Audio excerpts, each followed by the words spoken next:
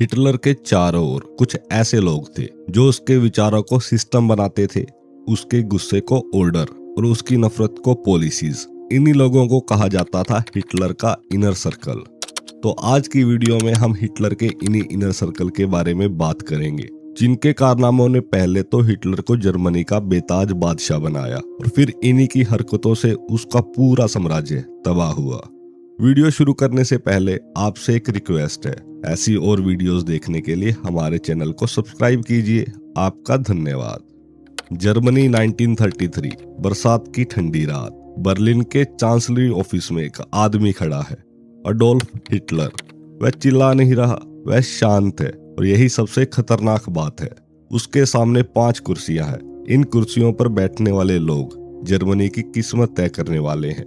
ये दोस्त नहीं है, ये परिवार नहीं है, ये है शिकारी, और हर शिकारी दूसरे को अपना शिकार बनाना चाहता है। इस लिस्ट में सबसे पहले नाम आता है जोसेफ गोबल्स का। गोबल्स उन लोगों में से नहीं था जो बंदूक उठाकर लड़ते हैं या मैदान में खड़े होकर ताकत दिखाते हैं। वह उस किस्म का आदमी था जो कमरे में एक कोने में खड़ा रहता है, सबको ध्यान से देखता है, सबकी कमजोरी समझता है और फिर शब्दों के जरिए दिमाग पर कब्जा कर लेता है। उसकी ताकत उसकी आवाज में नहीं बल्कि उसके सोचने के तरीके में थी। गोबल्स का जन्म जर्मनी के एक साधारण कैथोलिक परिवार में हुआ था। बचपन में उसे एक बीमारी हो गई जिसके कारण उसका एक पैर हमेशा के लिए कमजोर रह गया। वह ठीक से चल नहीं पाता था।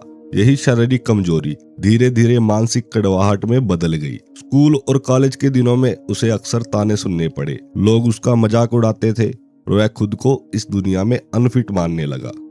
पढ़ाई में वह तेज था, बहुत ज्यादा पढ़ता था, लिटरेचर, फिलोसफी, हिस्ट्री, सब कुछ। उसने डॉक्टरेट तक की डिग्री हासिल की, लेकिन उसके बावजूद उसे वह सम्मान नहीं मिला जिसकी उसे उम्मीद थी। वह राइटर बनना चाहता था, फेमस इंटेलेक्चुअल बनना चाहता था, लेकिन उसकी किताबें नहीं चली, उसकी बातें नहीं सुनी गई। उसे लगने लगा कि सोसाइटी ने उसे रिजेक्ट कर दिया है। यहीं से उसके अंदर गुस्सा पैदा हुआ और इसी गुस्से ने उसे राजनीति की तरफ धकेल दिया। शुरुआत में गोबल्स नाजी पार्टी से भी पूरी तरह कन्विंस्ड नहीं था। इंटरेस्टिंग बात यह है कि कभी कभी अडोल्फ हिटलर की भी आलोचना करता था। उसे हिटलर एक लाउड स्पीकर जैसा लगता था जो ज्यादा भावनाओं पर खेलता है और कम लॉजिक पर। लेकिन 1925 में जब उसने हिटलर को पहली बार लाइव स्पीच देते हुए सुना तो उसकी पूरी सोच बदल गई। हिटलर के बोलने का तरीका, भीड़ पर उसका कंट्रोल, लोगों को इमोशनल लेवल पर पकड़ लेने की उसकी एबिलिटी, गोबल्स इससे पूरी तरह मेस्मराइज्ड हो गया। उसने अपनी डायरी में लिखा, यह आदमी सिर्फ राजनीति नहीं करता, यह लोगों की आत्मा को छू लेता है। उस पल गोबल्स ने तय कर लिया, अगर वह खुद महान लेखक या थिंकर नहीं बन पाया तो वह एक ऐसे आदमी को महान बना देगा जो इतिहास बदल सकता है। धीरे धीरे वह हिटलर के करीब आने लगा। पार्टी के छोटे छोटे प्रचार काम उसने संभाले और धीरे धीरे यह साफ हो गया, यह आदमी प्रोपेगेंडा को एक अलग लेवल पर ले जा सकता है। गोबल समझ गया था कि मॉडर्न पॉलिटिक्स में सच उतना इंपॉर्टेंट नहीं होता जितना परसेप्शन। लोग क्या सोचते हैं, क्या महसूस करते हैं, वह असली पावर है। 1933 में जब हिटलर सत्ता में आया तो गोबल्स को minister of public enlightenment and propaganda बनाया गया। यह नाम सुनने में हार्मलेस लगता है, लेकिन असल में इसका मतलब था कि जर्मनी में लोग क्या पढ़ेंगे, क्या सुनेंगे और क्या देखेंगे और क्या सोचेंगे, यह सब गोबल्स तय करेगा। Newspaper, radio, cinema, poster, rallies, हर मीडियम उसके कंट्रोल में आ गया। उसने रेडियो को खास तौर पर हथियार बनाया। उस समय रेडियो नया था, हर घर तक पहुंच रहा था। गोबल्स ने चीप रेडियोस बनवाए ताकि हर जर्मन फैमिली हिटलर की आवाज सुन सके। फिल्मों में हीरोज को आर्यन दिखाया गया और एनिमल्स को वीक, डर्टी और डेंजरस। यहूदियों को धीरे धीरे देश की सारी प्रॉब्लम का कारण बताया जाने लगा। 1938 की क्रिश्चियन नाच इसका सबसे बड़ा एग्जाम्पल है। ये वो दिन था जब यहूदियों की दुकानों, घरों और साइनागोग्स मतलब यहूदियों के पूजा स्थल को एक ही रात में पूरे जर्मनी में तोड़ दिया गया। बाहर से देखने पर यह स्पॉन्टेनियस पब्लिक एंगर लगता था, लेकिन असल में यह महीनों का प्रोपेगेंडा का रिजल्ट था। गोबल्स ने नफरत को इतना नॉर्मल बना दिया कि हिंसा लोगों को जायज लगने लगी। युद्ध के दौरान गोबल्स की भूमिका और भी खतरनाक हो गई। जब जर्मन आर्मी हारने लगी तब सोल्जर मरने लगे और सिटीज बॉम्ब होने लगी। तभी गोबल्स ने हार की लैंग्वेज इस्तेमाल नहीं की। 1943 में स्टेलिनग्राड की हार के बाद उसने बर्लिन में फेमस टोटल वार स्पीच दी, जिसमें उसने लोगों से और ज्यादा सेक्रीफाइस मांगा। उसने सफरिंग को ग्लोरी बना दिया और डिस्ट्रक्शन को डेस्टिनी। हिटलर गोबल्स पर भरोसा करता था क्योंकि वह वही सुनता था जो हिटलर सुनाना चाहता था। जब जनरल सच छुपाने लगे तब भी गोबल्स हार को जीत की कहानी बना देता था। वह इल्यूजन क्रिएट करने में मास्टर था। 1945 में जब बर्लिन गिरने वाला था और सब कुछ खत्म हो चुका था, गोबल्स हिटलर के साथ बंकर में रहा। उसने आखिरी समय तक रिजीम को बचाने की कोशिश की। जब हिटलर ने सुसाइड किया तो गोबल्स ने एक ऐसा फैसला लिया जिसे दुनिया को हिला दिया। उसने अपने 6 बच्चों को जहर दिया क्योंकि वह यह सोच नहीं सकता था कि वे ऐसी दुनिया में जिए जहां हिटलर नहीं है। इसके बाद उसने और उसकी पत्नी ने भी अपनी जान ले ली। इस लिस्ट में दूसरा नाम आता है रुडोल्फ हेस का। वो न तो कोई ग्रेट स्पीकर था, न कोई क्लेवर पॉलिटिशियन और न कोई पावरफुल कमांडर। अगर उसे एक शब्द में समझना हो तो वह था बिलीफ। वह आदमी जिसने लॉजिक से नहीं, डिवोशन से पॉलिटिक्स की। हेस का जन्म एक मिडिल क्लास जर्मन फैमिली में हुआ। पढ़ाई में वह ठीक था, बहुत ब्रिलियंट नहीं, लेकिन डिसिप्लिन्ड था। फर्स्ट वर्ल्ड वॉर में उसने आर्मी ज्वाइन की और पायलट भी बना, लेकिन वॉर के बाद जर्मनी की हार ने उसे अंदर से तोड़ दिया। बाकी बहुत से जर्मन्स की तरह वह भी ह्यूमिलिएशन, अनएम्प्लॉयमेंट और नेशनल शेम से परेशान था। उसे लगने लगा कि जर्मनी को कोई एक्स्ट्रा ऑर्डिनरी आदमी चाहिए जो उसे फिर से खड़ा कर सके। यहीं पर उसकी जिंदगी में आता है अडोल्फ हिटलर। हेस की हिटलर से मुलाकात कोई ड्रामेटिक पॉलिटिकल मीटिंग नहीं थी। वह पहले हिटलर के स्पीचेस सुनता रहा, उसकी बातें पढ़ता रहा और धीरे धीरे उसके विचारों में डूबता चला गया। 1923 में बियर हॉल रेवोल्यूशन के बाद हिटलर जेल गया तो हेस भी उसके साथ जेल पहुंचा। वहीं से उनका रिश्ता सिर्फ लीडर फॉलोअर का नहीं रहा बल्कि शिष्य गुरु का हो गया। जेल में बैठकर हिटलर अपने आइडियाज बोलता था और हेस उन्हें लिखता था। यही वह समय था जब माइन काम्फ, जो कि हिटलर की सबसे बड़ी किताब रही है, उसके हिस्से तैयार हुए। जब नाजी पार्टी धीरे धीरे मजबूत होने लगी, हेस को डिप्टी फ्यूरर बना दिया गया, यानी डिप्टी पीएम। टेक्निकली यह बहुत बड़ा पद था, लेकिन प्रैक्टिकली हेस का काम एडमिनिस्ट्रेशन से ज्यादा डिवोशन दिखाना था। वह स्पीचेस कम देता था, डिसीजंस कम लेता था, लेकिन हिटलर के हर आदेश को सेक्रेड मानता था। पार्टी के अंदर लोग जानते थे कि हेस पावर के लिए नहीं बल्कि हिटलर के लिए जिंदा है, लेकिन यह उसकी कमजोरी भी बन गई। जैसे जैसे नाजी स्टेट स्ट्रॉन्ग होता गया, पॉलिटिक्स कॉम्प्लेक्स होती गई। हिमलर, गोरिंग और गबल्स जैसे लोग स्ट्रेटेजी, मैनिपुलेशन और पावर गेम्स खेलने लगे। हेस इन गेम्स में पीछे रह गया। वह मॉडर्न पॉलिटिक्स के लिए ज्यादा नाइव था। धीरे धीरे उसे साइडलाइन किया जाने लगा। मीटिंग में उसे कम बुलाया जाता। इंपॉर्टेंट डिसीजन में उसका रोल सिर्फ सिंबॉलिक बनता चला गया। इस आइसोलेशन ने हेस के दिमाग पर असर डालना शुरू कर दिया। 1941 तक आते आते यूरोप वॉर में जल रहा था। जर्मनी पश्चिम में ब्रिटेन से लड़ रहा था और पूर्व में सोवियत यूनियन की तैयारी चल रही थी। हेस को लगने लगा कि हिटलर अब उसकी बात नहीं सुनता, वह इररेलेवेंट हो गया है। उसे फिर से प्रूव करना था कि हिटलर का सबसे बड़ा डिवोटी फॉलोअर वही है, और यहीं से इतिहास की सबसे बिजार घटनाओं में से एक होती है। मई 1941 में बिना किसी परमिशन के, बिना किसी ऑफिशियल प्लान के, हेस एक फाइटर प्लेन लेकर उड़ता है और अकेले स्कॉटलैंड की तरफ निकल जाता है। उसका बिलीफ था कि ब्रिटेन के कुछ एलीट सर्कल सीक्रेटली पीस चाहते हैं। अगर वह पर्सनली जाकर बात करेगा तो वॉर खत्म हो सकता है। उसे लगता था कि वह जर्मनी के लिए एक हिस्टोरिक डील करके लौटेगा और हिटलर फिर से उस पर भरोसा करेगा। असलियत इससे बिल्कुल अलग थी। हेस पैराशूट से स्कॉटलैंड में उतरता है और तुरंत गिरफ्तार कर लिया जाता है। जब हिटलर को बताया गया कि उसका डिप्टी इंग्लैंड पहुंच गया है तो उसने इसे पर्सनल बिट्रेयल और पॉलिटिकल एम्बैरेसमेंट माना। हिटलर ने तुरंत डैमेज कंट्रोल किया, पब्लिकली हेस को मेंटली अनस्टेबल घोषित कर दिया। पार्टी प्रोपेगेंडा से उसका नाम हटा दिया। न्यूज़पेपर में कहना शुरू किया कि हेस कभी इंपॉर्टेंट था ही नहीं। उसके सारे टाइटल्स छीन लिए गए और उसकी जगह मार्टिन बोरमन को प्रमोट कर दिया गया, जो कहीं ज्यादा प्रैक्टिकल और रूथलेस एडमिनिस्ट्रेटर था। हेस जर्मन के लिए ऑफिशियली डेड हो चुका था। वॉर के बाद उसे न्यूरमबर्ग ट्रायल में पेश किया गया। बाकी लीडर्स की तरह उसे डेथ सेंटेंस नहीं मिला, बल्कि उम्र कैद दी गई। वह स्पेंडाउ प्रिजन में कई सालों तक बंद रहा। Almost forgotten, almost invisible. दुनिया बदलती रही, कोल्ड वॉर आया, बर्लिन वॉल बनी और गिरी, लेकिन हेस उसी जेल में रहा। 1987 में 93 साल की उम्र में उसकी मौत जेल में हुई। ऑफिशियली इसे सुसाइड कहा गया, लेकिन आज भी इस पर डिबेट होती है। इस लिस्ट में तीसरे नंबर पर आता है हरमन गोरिंग। गोरिंग उस तरह का आदमी था जो कमरे में घुसते ही सबका ध्यान अपनी तरफ अट्रैक्ट कर लेता था। वह क्वाइट प्लानर नहीं था, वह था शोमैन।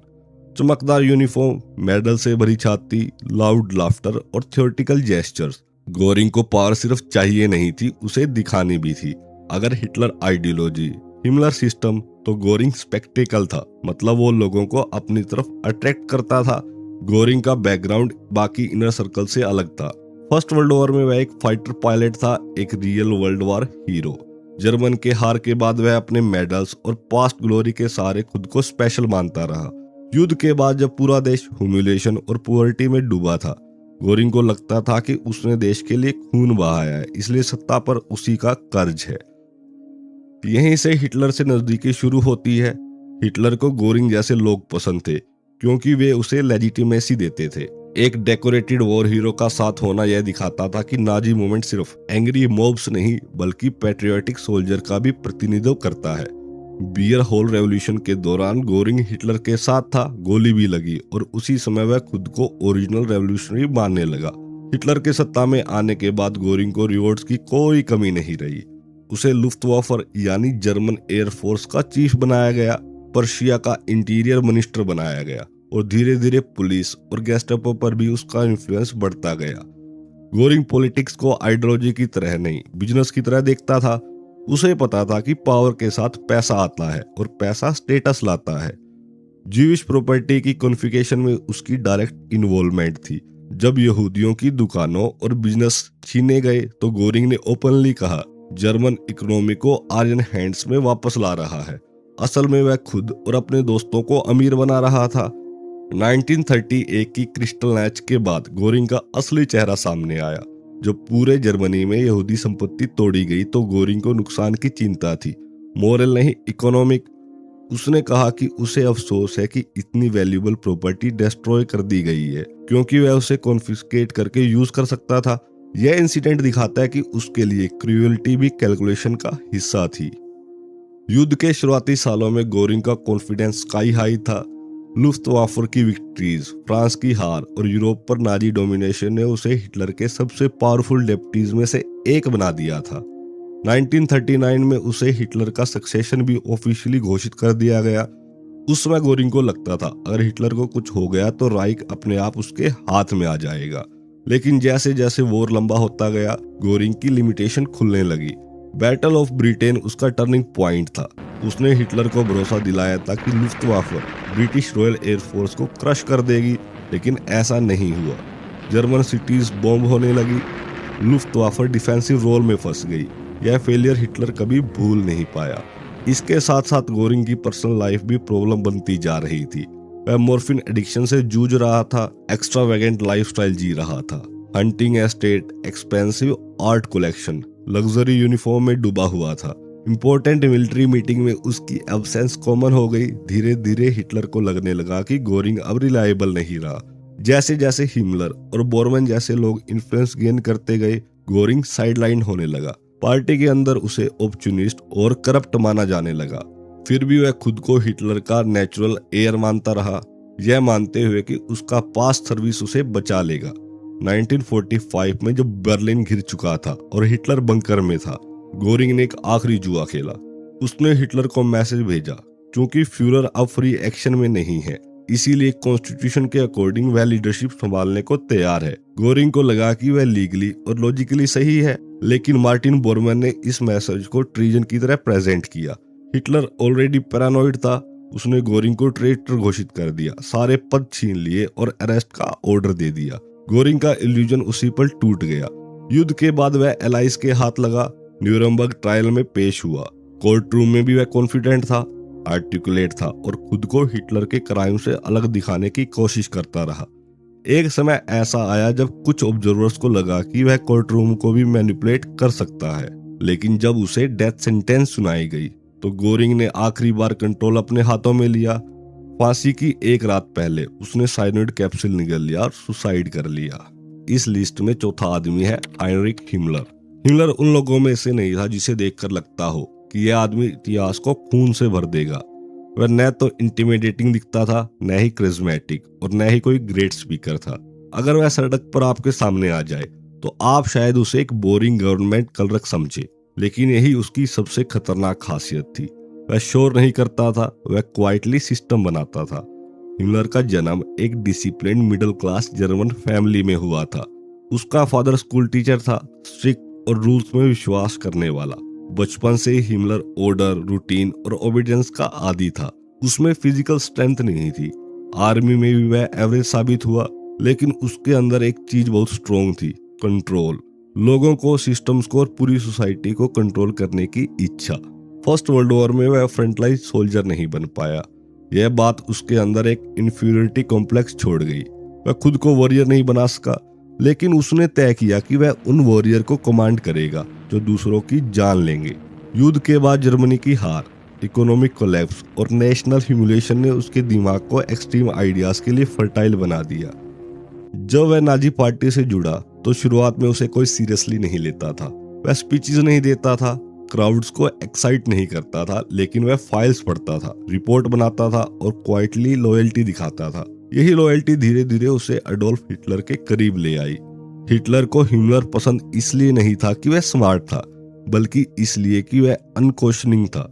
वह सवाल नहीं करता था, जो आदेश मिला उसे मेथोडिकली एग्जीक्यूट करता था।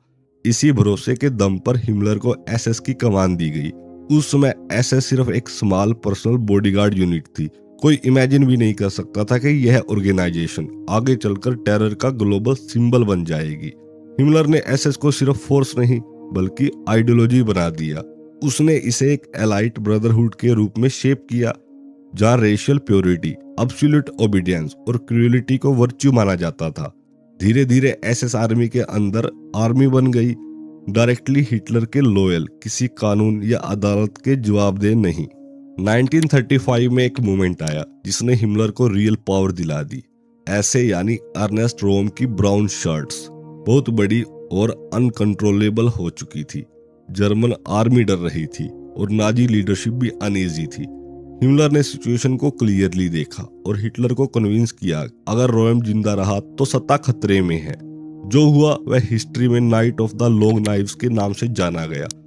एसएस ने अपने ही पुराने कॉमरेड्स को पकड़कर एग्जीक्यूट किया, रोम को भी मार दिया गया। इस पर्ज के बाद एसएस ऑफिशियली सुप्रीम फोर्स बन गई और हिमलर प्रैक्टिकल अनटचेबल हो गया। उसने साबित कर दिया कि वह लॉयल्टी के नाम पर किसी को भी मिटा सकता है। इसके बाद हिमलर का एम्पायर तेजी से बढ़ा। गेस्टापो उसके कंट्रोल में आ गई, कंसंट्रेशन कैंप का नेटवर्क बना। पहले पॉलिटिकल प्रिजनर, फिर ज्यूस, रोमा, हेमोसेक्सुअल, डिसेबल्ड पर्सन, धीरे धीरे कैंप्स एक्सटर्मिनेशन सेंटर में बदल गए। यह सब इमोशनल रेज में नहीं हुआ, यह पेपर वर्क, शेड्यूल और रिपोर्ट्स के जरिए हुआ। यही हिमलर की असली खौफनाक पहचान थी। वह खुद को मॉन्स्टर नहीं मानता था, वह खुद को ड्यूटी बाउंड एडमिनिस्ट्रेटर समझता था।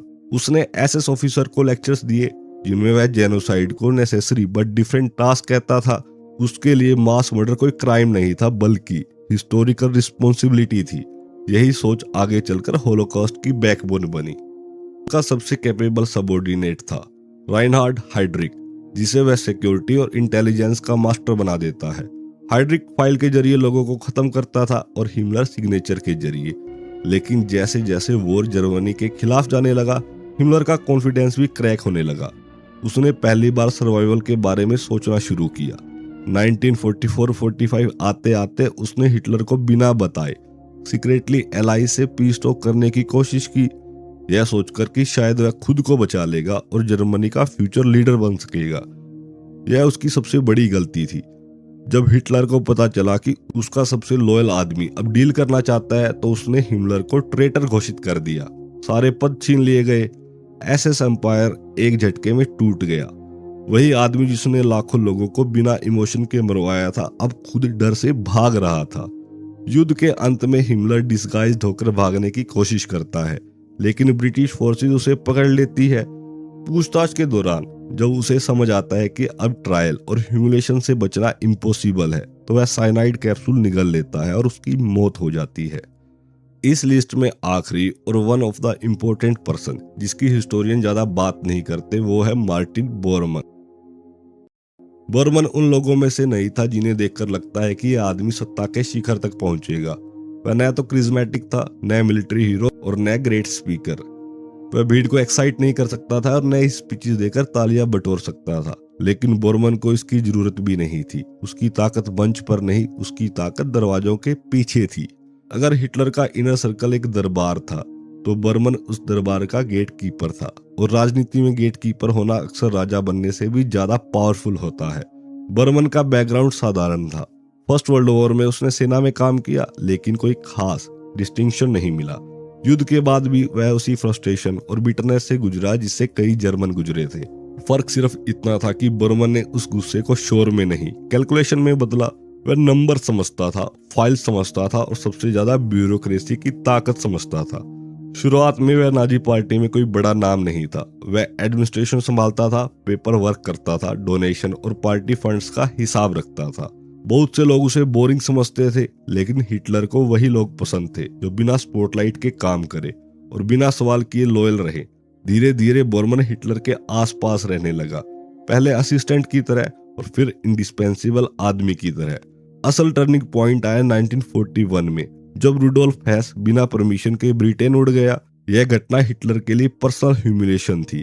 हेस जो कभी डिप्टी फ्यूरर था, वह एक झटके में पॉलिटिकल डिजास्टर बन गया। हिटलर को अब ऐसे आदमी की जरूरत थी जो डिवोशन से ज्यादा कंट्रोल समझता हो। उसी पल बर्मन को मौका मिला। हेस के हटते ही बर्मन को पार्टी चांसलर का हेड बना दिया गया।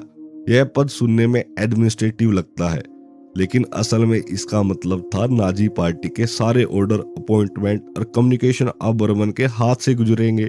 और इससे भी ज्यादा इंपॉर्टेंट यह बात थी कि हिटलर तक कौन पहुंचेगा, कौन नहीं, यह भी अब वही तय करेगा। यहीं से बर्मन की असली पावर शुरू होती है। धीरे धीरे उसने एक इनविजिबल वॉल बना दी। General, minister, old party comrade, सबको हिटलर से मिलने के लिए बर्मन से होकर गुजरना पड़ता था। जो उसकी बात मानता था उसे एक्सेस मिलता था, जो क्वेश्चन करता था उसकी फाइल्स पेंडिंग हो जाती थी। बैड न्यूज को फिल्टर किया जाता था, फेलियर को सॉफ्टन किया जाता था और क्रिटिसिज्म अक्सर हिटलर तक पहुंचता ही नहीं था। इसका नतीजा यह हुआ कि हिटलर आइसोलेटेड होता चला गया। वह वही सुनने लगा जो बर्मन उसे सुनाना चाहता था। रियलिटी डिसॉर्टेड होने लगी। वॉर हार की तरफ जा रहा था, लेकिन हिटलर को रिपोर्ट मिलती थी कि सिचुएशन अंडर कंट्रोल है। बर्मन जानता था कि अगर फ्यूरर रियलिटी देख लेगा तो पैनिक करेगा, और पैनिक में कोई भी गेटकीपर को ब्लेम कर सकता है। पार्टी के अंदर बहुत से लोग उसे नफरत करते थे। गोरिंग उसे पैटी ब्यूरोक्रेट समझता था, हिमलर उसे डेंजरस राइवल मानता था। गोबल्स को लगता था कि बर्मन फ्यूरर के दिमाग को पॉइजन कर रहा है, लेकिन कोई भी ओपनली उसके खिलाफ नहीं जा सकता था, क्योंकि सब जानते थे कि अगर बर्मन नाराज हो गया तो हिटलर तक उनकी आवाज पहुंचना बंद हो जाएगी। जैसे जैसे वॉर आखिरी फेज में पहुंचा, बर्मन का इन्फ्लुएंस और बढ़ता गया। 1943 से 44 तक वह प्रैक्टिकली हिटलर का शैडो बन चुका था। फ्यूरर की अपॉइंटमेंट्स, ऑर्डर, पर्सनल शेड्यूल, सब कुछ उसी के कंट्रोल में था। कई हिस्टोरियन मानते हैं कि वॉर के आखिरी सालों में हिटलर से ज्यादा डिसाइसिव रोल बर्मन निभा रहा था, क्योंकि वह तय कर रहा था कि हिटलर किस जानकारी पर रिएक्शन देगा। 1945 में जब बर्लिन कोलैप्स कर रहा था और सोवियत आर्मी शहर में घुस रही थी, बर्मन आखिरी समय तक बंकर में हिटलर के साथ रहा। गोरिंग को ट्रेटर घोषित करने में उसकी बड़ी भूमिका थी, और हिमलर की सीक्रेट पीस टॉक को हिटलर तक पहुंचाने में भी। आखिरी दिनों में हिटलर प्रैक्टिकली सिर्फ गोबल्स और बर्मन पर भरोसा करता था। 30 अप्रैल 1945 को हिटलर ने सुसाइड कर लिया। उसके बाद बर्मन ने एस्केप करने की कोशिश की। बर्लिन के केओस में वह गायब हो गया। कई सालों तक यह मिस्ट्री बनी रही कि वह जिंदा है या मर चुका है। कुछ लोग कहते रहे कि वह साउथ अमेरिका भाग गया, कुछ ने उसे कोल्ड वॉर की शैडो में जिंदा बताया, लेकिन बाद में एविडेंस मिला कि बर्लिन से भागते समय वह मारा गया था। हिटलर के इनर सर्कल की कहानी साफ दिखाती है कि हिटलर ने जो किया वो अकेले नहीं, इन सब के सहयोग और सलाह से किया। ये सब ऐसे आदमी थे जो कोई एक्स्ट्रा ऑर्डिनरी नहीं थे, बस हालातों के चलते वो किसी तरह पावर के पास पहुंच गए, और इसी पावर का यूज करके उन्होंने पूरे जर्मनी को तबाह कर दिया। वीडियो को पूरा देखने के लिए आपका धन्यवाद। फिर मिलते हैं किसी ऐसी ही वीडियो में।